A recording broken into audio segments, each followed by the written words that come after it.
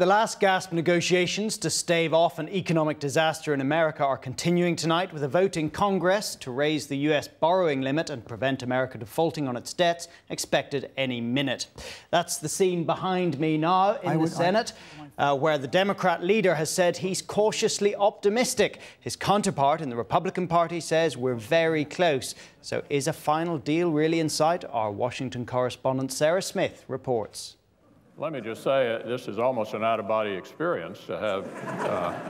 Meet Mitch McConnell, the man who says he can save America from default. The leader of the Republicans in the Senate, he thinks he can now get them to agree to a deal. How close are you?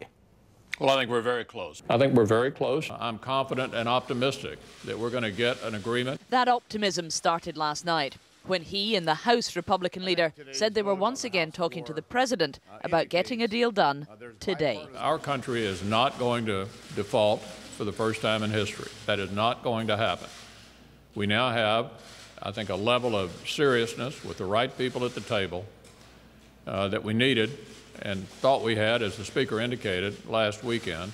We're going to get a result. I'm not going to put any deadlines, but I think it's pretty clear, it should be clear to all of you, that Senator McConnell and I believe that we're going to be able to come to some agreement to end this crisis as soon as possible. And here's how that agreement might work.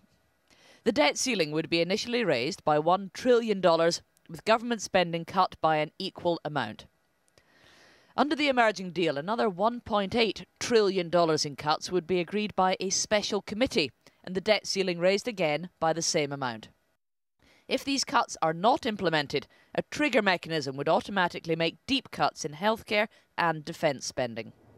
It's a deal that favours Republicans far more than Democrats. No wonder they don't sound quite so happy today. Is there a deal? No, there's not. Well, we don't have a deal, so the hours are ticking here.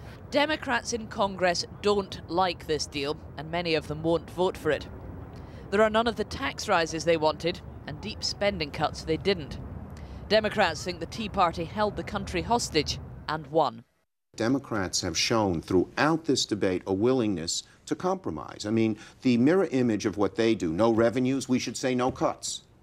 And we don't do that. So there are people on the left who would probably say no cuts, but they haven't been able to have their way within our caucuses, whereas this hard right group seems to get its way all the time. The Democratic leader in the Senate has to try and sell this new deal to his party here, and then hope anything they vote for will also pass through the House of Representatives by Tuesday night. We are cautiously optimistic. There are a number of issues yet to be resolved, and we must understand that. There's no agreement that has been made, but we're optimistic that one can be reached. But we're not there yet.